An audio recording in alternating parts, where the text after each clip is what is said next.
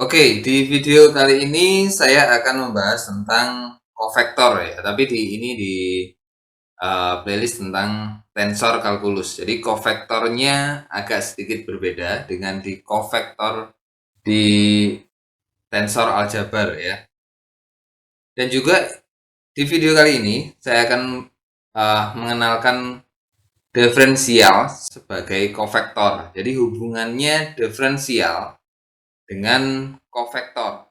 Lebih tepatnya di sini adalah kofektor field ya, medan kofektor, bukan lagi kofektor, tapi kita membahas tentang medan kofektor yang ada hubungannya dengan vektor field juga atau medan vektor. Oke, karena di tensor kalkulus ini sebenarnya kita berhubungan dengan medan, bukan lagi individual vektor atau kofektor, tapi medan atau kumpulan dari vektor dan juga kofektor. Oke, kita akan mengulang sedikit tentang kofektor di tensor aljabar ya.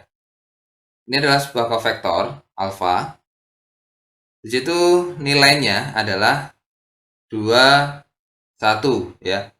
Bentuknya hampir sama dengan vektor, tapi dia berbentuk baris. Dan tidak sesederhana itu pengertian dari kofektor. Kofektor adalah sebuah fungsi yang diaplikasikan terhadap suatu vektor yang menghasilkan nilai skalar. Dan pengertian geometrisnya adalah seperti ini. Ketika kita mendaki sebuah gunung, ya, ketika kita mendaki sebuah gunung, nah, di sini terdapat step atau ketinggian-ketinggian tertentu. Jika kita lurus ke arah sana, maka kita akan cepat sampai ke atas dan mendaki dengan istilahnya dalam 1 meter atau 1 kilometer kita sudah mendaki di ketinggian tertentu. Lalu bagaimana dengan ketika kita mendaki gunung tersebut dengan tidak langsung ke arah puncak, tapi dengan mengelilinginya atau agak serong ke kanan atau ke kiri. Nah, maka dalam jarak 1 kilometer mungkin kita tidak akan mendapatkan ketinggian yang sama dengan ketika kita langsung menuju ke puncak. Jadi agak landai. Nah, dari situ kita bisa tahu bahwa perbedaan dari arah vektor atau arah ketika kita naik ke puncak dengan ketika kita agak serong ke kanan atau ke kiri. Jadi lebih besar nilainya ketika kita langsung ke puncak daripada ketika kita agak landai ke arah kanan atau ke kiri. Nah, itu adalah pengertian geometris dari sebuah kofektor. Jadi kofektor itu adalah ini garis-garis atau step atau tahap ketinggian dari sebuah kurva atau kalau di sini adalah sebuah gunung ya. Jadi jumlah ketinggian yang kita daki selama 1 km itu atau sepanjang 1 km itu adalah nilai dari kofektor itu tadi terhadap arah ketika kita naik. Jadi misalkan 1 km kita dengan teman kita memutuskan untuk berbeda jalur. Saya ingin langsung ke puncak dan teman saya ingin agak landai, dia serong ke kanan.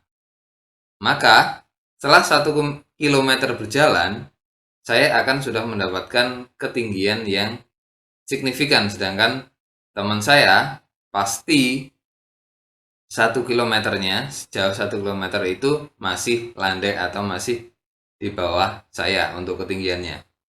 Nah, itu adalah nilai kofektor atau fungsi kofektor terhadap sebuah vektor. Nah, jadi nilai kofektor ini, 21 ini, jika kita membuat garis kofektornya adalah seperti ini.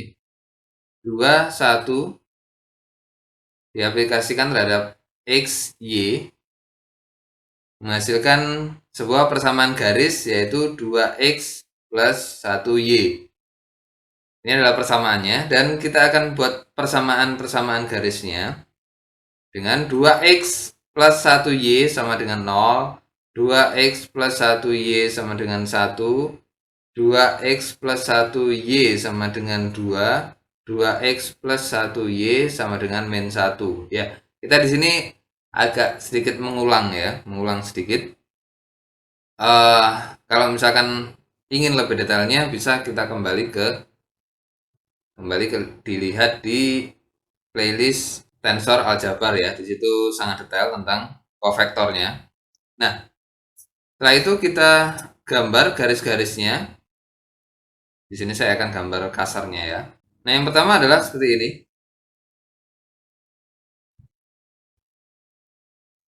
Ini melewati 0,0 ya, yang ini ya. Ini adalah 0, ini adalah 1, ini 2, ini adalah minus 1. Ini nilai dari ini ya, persamaan garisnya. Nah, garis kofektornya atau arah dari kofektornya ya. Kalau ini adalah garis-garis kofektornya, tapi arah kofektornya adalah ini.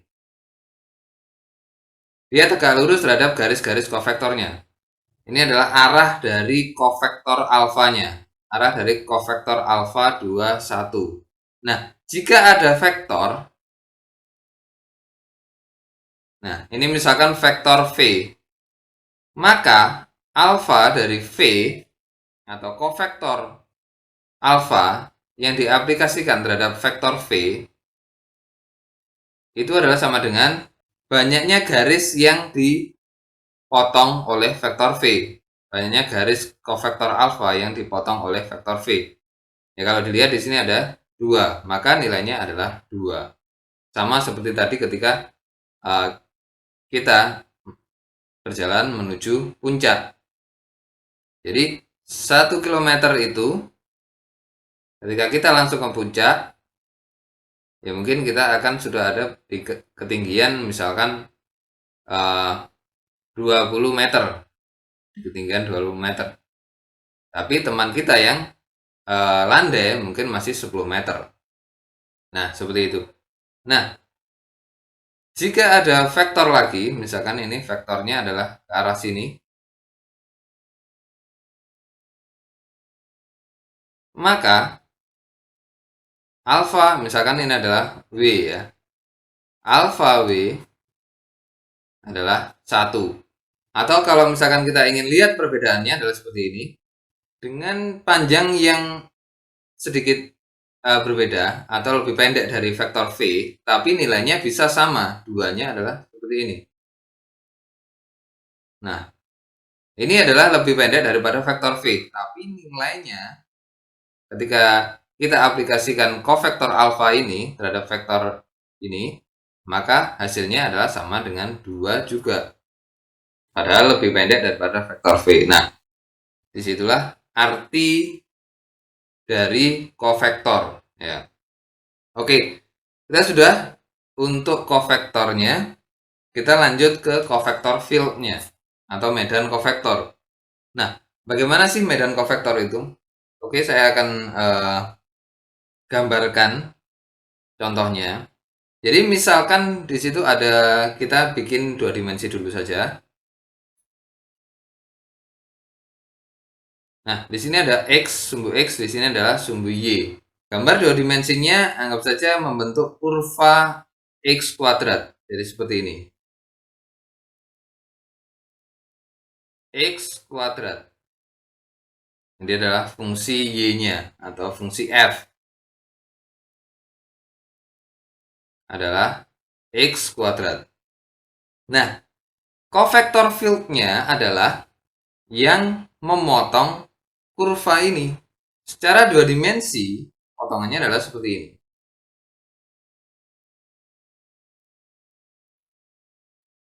Ini adalah garis-garis kofektornya. Jadi seperti gunung tadi. Jadi ini adalah garis-garis kofektornya.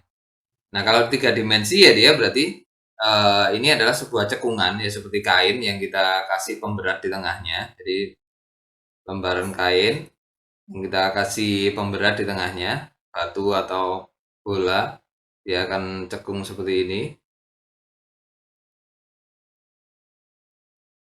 Nah, maka kofektor fieldnya adalah membentuk lingkaran seperti ini. Ini adalah kofektor field di 3 dimensi, dan sedangkan kita memang nantinya akan menuju ke arah 3 dimensi. Tapi untuk sederhananya kita akan buat 2 dimensi dulu. Nah, ini adalah covector field-nya. Lalu jarak dari garis covector field 1 dengan garis covector field 2 atau garis-garisnya ini mempunyai selisih yang sangat kecil, ya, yang sangat-sangat kecil. Mendekati 0. Delta Y-nya ini adalah mendekati 0. Atau limit delta Y mendekati 0. Maka sama dengan dy, atau kalau misalkan ini adalah kurva f, ya sama dengan df. Nah, ini adalah covector field atau diferensial dari kurva f. Ini juga disebut covector field atau medan covector. Nah, disinilah korelasi dari bentuk diferensial dari sebuah kurva dengan medan covector. Kenapa kerapatannya sangat rapat sekali, sangat pendek selisihnya, sangat kecil selisihnya? Dikarenakan kita nanti akan menghitung atau mengaplikasikannya pada vektor-vektor yang sangat kecil atau medan vektor, atau kalau dalam individualnya adalah tangan vektor atau vektor singgung. Jadi seperti ini, kecil, sangat pendek, tergantung slope-nya ya. Nah, seperti itu. Nah, ini adalah pengenalan tentang covector field dari bentuk diferensial ya. Jadi seperti itu. Jadi bisa dibayangkan bahwa sebuah kurva dia akan dipotong sangat kecil-kecil ya. Jadi sebuah cekungan yang dipotong sangat kecil-kecil seperti kalau misalkan kita bayangkan seperti tart ya, kue tart. Di situ ada step-stepnya atau kita slice, potong-potong, atau seperti kue lapis ya. Nah, seperti itu. Nah, lalu untuk pengaplikasiannya terhadap sebuah vektor, ya ini adalah vektor sembarang ya, bukan tangan vektor, tapi saya contohkan vektor sembarang. Jadi kalau kita gambar ini vektor fieldnya, kalau dari bawah karena dia landai akan seperti ini, lebih lebar, lalu lebih kecil, maksudnya selisihnya adalah lebih pendek, lalu lebih pendek lagi, lebih pendek, sampai dia sangat-sangat rapat ya. Nah, itu adalah gambaran dari atas. Gambaran dari atas sebuah covector field-nya atau medan covectornya. Nah, jika ada vektor dari sini ke arah sini, ya, ke arah sini adalah vektor V ya, maka covector field-nya df-nya diaplikasikan terhadap V itu adalah berapa di sini? Nah, kalau kita lihat di sini adalah 1, 2, 3. Apakah bisa kita tulis 3? Oke, tunggu dulu. Kita tidak melihatnya dari garis-garis covector field ini, tapi kita akan membuat garis lagi dari titik asal vektor ini.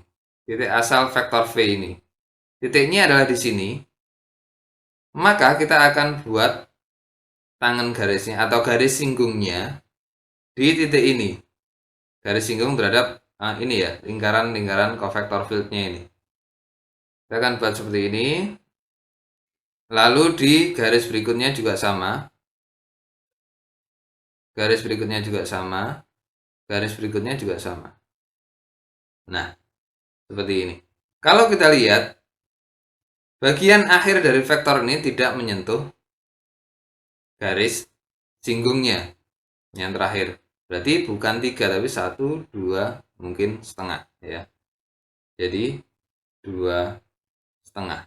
Nah, inilah cara pengaplikasian covector field atau medan covector terhadap vektor.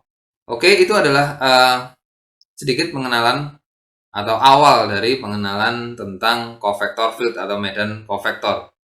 Saya akan lanjutkan pembahasan tentang kofektor di video selanjutnya. Oke, sekian, terima kasih.